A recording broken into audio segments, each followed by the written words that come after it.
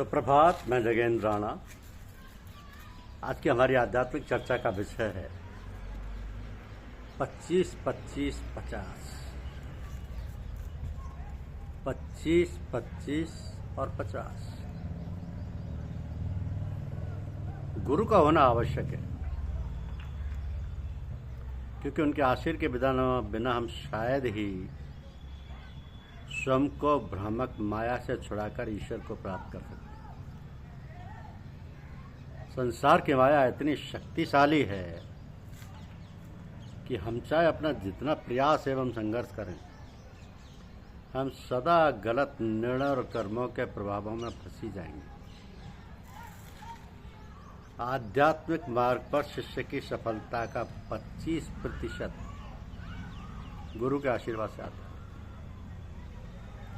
50% ईश्वर की कृपा से और शेष 25% भक्त के अपने प्रयास से। अतः मात्र अपने 25% से हमारे लिए ईश्वर को प्राप्त करना असंभव है। परंतु जब हम अपना 25% पूरा करते हैं तो गुरु भी हमारे लिए उतना ही कर रहे होते हैं। इस प्रकार उनका आशीर्वाद आवश्यक है। और गुरु के आशीर्वाद का एक भाग ये होता है कि वे अपने शिष्य के अधिकांश बुरे कर्म, पिछले अनुचित विचारों एवं कर्मों के हानिकारक प्रभाव अपने ऊपर ले लेते हैं। उनकी ये कृपा हमें अंततः माया के बंधनों को तोड़ने में समर्थ बनाती है। तो मनुष्य यदि अन्य जीवधारियों से श्रेष्ठ है तो ख्याल यानी मन के कारण, अन्यथा बहुत कमजोर है। मनुष्य ने आज तक जो कुछ अच्छा बुरा किया है सब ख्याल के आधार पर। मनुष्य के बंधन और मोक्ष का कारण उसका मन ही है। मन एवं मनुष्यानाम कारणम बंध मोक्षयो। बाइबल कहती है कि मनुष्य जैसा सोचता है वैसा ही हो जाता है। वेदों में प्रार्थना की गई है कि हे भगवान, मेरा मन शिव संकल्प वाला हो। तन्मय मन शिव संकल्प मस्तु। तो जैसी दृष्टि वैसी सृष्टि, जाकी रही भावना जैसी, प्रभु मूरत देखी तिन जैसी। स्पष्ट है कि जिसकी जैसी भावना होती है वैसा ही बाहर नजर आता है।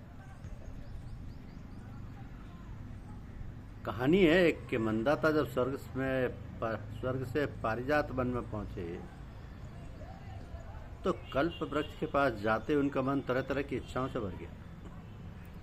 उन्होंने सोचा कि यदि यहाँ मेरा विलास भवन होता बस फिर क्या था। मन के संकल्प मात्र से विलास भवन तो तैयार हो गया।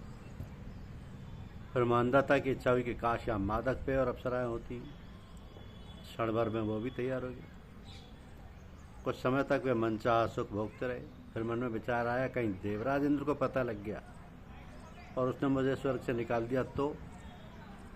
दूसरे ही क्षण मंदाता 100 टुकड़े होकर भूलोक पर गिर पड़े। भूलोक पर यानी धरती पर।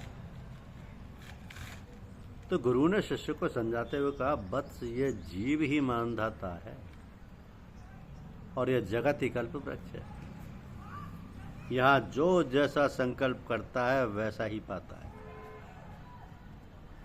एक मार्ग में एक पथिक को एक भयानक पिशाचिनी मिली। पूछने पर उसने बताया कि वो अमुक नगर जा रही है और वहां 100 लोगों के प्राण लेगी।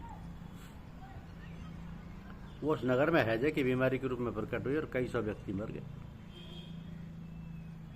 वो जब लौट कर आ रही थी तो फिर वह व्यक्ति बोला, उसने पूछा कि तुम तो कह रही थी कि केवल 100 आदमी को प्राण लूंगी, किंतु उस नगर में तो कई 100 आदमी मर गए। तो उसने उत्तर दिया कि मैंने तो केवल 100 के ही प्राण लिए, शेष तो बीमारी के ख्याल से मर गए। तो डॉक्टर लोग भयानक से भयानक छूत के मरीजों को उपचार करते हैं, परंतु उन्हें रोग नहीं लग पाते। इसका कारण यह कि उन्हें विश्वास होता है कि वे इन रोगों से पीड़ित नहीं हो सकते, अर्थात उनकी मानसिक शक्ति उन्हें रोगों से बचाने में सहायक होती है। ऐसा ख्याल उनका सदैव सुदृढ़ रहता है। एक लड़का था, वो अपने को मोम का बना समझता था और कहता था कि धूप में जाने में मर जाऊंगा। डॉक्टरों ने कहा, क्या बेवकूफ़ी की बातें करते हो। उन्होंने उसे धूप में खड़ा होने को मजबूर कर दिया और धूप में वो लड़का मर गया। यानी जैसा वो सोचता था वैसा ही हुआ। हालांकि ये बड़ी असंभव सी बात है, लेकिन आप अपने ख्याल में वही ख्याल बनाए रखोगे उसी तरीके का, तो आपके शरीर के अंदर की सारी शरीर रचना उसी को पूरा करने में जुट जाएगी। तो ख्याल का असर बहुत होता है। एक बार दो आदमी एक मकान में ठहरे। कुछ देर पहले इस मकान में एक आदमी हैजे से मर चुका था। उनमें से एक आदमी तो उस कमरे में सोया जिसमें हैजे से एक आदमी मर चुका था, और दूसरा दूसरे कमरे में। दोनों को रात भर खूब अच्छी नींद आई। अगली सुबह किसी ने दूसरे कमरे वाले जिसमें हैजे से व्यक्ति नहीं मरा था उससे कहा कि कुछ दिन पूर्व इस मकान में एक व्यक्ति हैजे से मर चुका है। बच्चे सुनते उसका चेहरा पीला पड़ गया और कुछ घंटे बाद उसको सचमुच हैजा हो गया। परंतु दूसरे व्यक्ति को जो हैजे वाले कमरे में सोया था कुछ नहीं हुआ, क्योंकि उसे पता ही नहीं था, उसका ये ख्याल ही नहीं था, उस तरफ उसका ख्याल ही नहीं गया। ये सब ख्याल का खेल है। आखिरकार शक्तिपात या तवज्जो, श्राप, वरदान, टेलीपैथी, हिप्नोटिज्म इत्यादि ख्याल से ही तो संपन्न किए जाते हैं। एकलव्य की कहानी हम जानते हैं। वो गुरु द्रोणाचार्य के पास धनुर्विद्या सीखने गया, परंतु गुरु द्रोणाचार्य ने उसे धनुर्विद्या सिखाने से इनकार कर दिया। एकलव्य अपनी धुन का पक्का था। उसने गुरु द्रोणाचार्य की एक मूर्ति बनाई और उसी से धनुर्विद्या सीखने लगा। उसकी धनुर्विद्या देखकर गुरु द्रोणाचार्य चकित रह गए, क्योंकि ऐसी विद्या तो उनके शिष्य अर्जुन को भी नहीं आती थी। यहाँ भी कमाल ख्याल का या मन का ही था। तो मनुष्य ही नहीं, जानवरों पर भी मन का असर देखा गया। एक स्वस्थ घोड़े की टांग में पट्टी बांध दी गई, उसकी मालिश इत्यादि इस प्रकार की गई मानो उसकी टांग टूट गई हो। कई दिन बाद जब घोड़ा उठा तो लंगड़ाकर चलने लगा। कछुआ पानी में रहता है, परंतु अपने अंडे बाहर बालू में दबाकर रखता है और उन्हें ख्याल से सेता है। यदि अंडे वहाँ से जहाँ कछुए ने रखे थे हटा दिए जाएं तो उसमें से बच्चे नहीं निकलते, वे सड़ जाते। यह है ख्याल का असर। हमारे परम पूज्य साहब जी ने खोल खोल कर स्पष्ट कहा है कि पूजा के पूर्व अपने इष्ट को मन से स्नान कराओ, अच्छे वस्त्र पहनाओ, धूप चंदन दो और महसूस करो कि उनके दिल से ज्ञान का प्रकाश निकलकर हमारे हृदय में समा रहा है। यानी पूजा प्रार्थना सब मन से की जाती है। कर्मेंद्रियों का महत्व है, परंतु गौण। एक बार तो किसी साधक के परम पूज्य साहब जी से पूछने पर कि क्या करा करें, तो उन्होंने कहा कि हमारे ख्याल में रहा करो। अंतमति सुगति का अर्थ है ख्याल, ध्यान, विचार। अंत समय में जैसा ख्याल होगा वैसा ही परिणाम मिलेगा। सोने के वक्त जैसा विचार होता है, हमारी सारी नींद उसी प्रकार से गुजरती है। इसलिए कहा गया कि नींद के पूर्व गुरु ध्यान मंत्र जाप करना चाहिए, और आगे सोचे तो मरते वक्त जैसा ख्याल विचार होगा उसी के अनुरूप हमारी गति होगी। तो मोटे तौर पर हमारा जीवन 3 तत्वों पर आधारित है।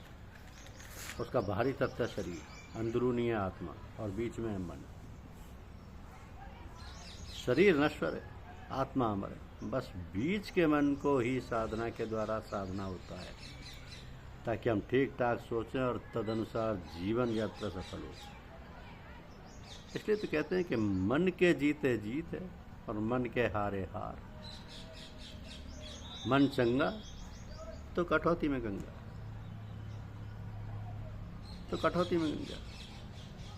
तो ये जो 3 तत्व हैं, बाहरी तत्व शरीर, अंदरूनी आत्मा और बीच में है मन।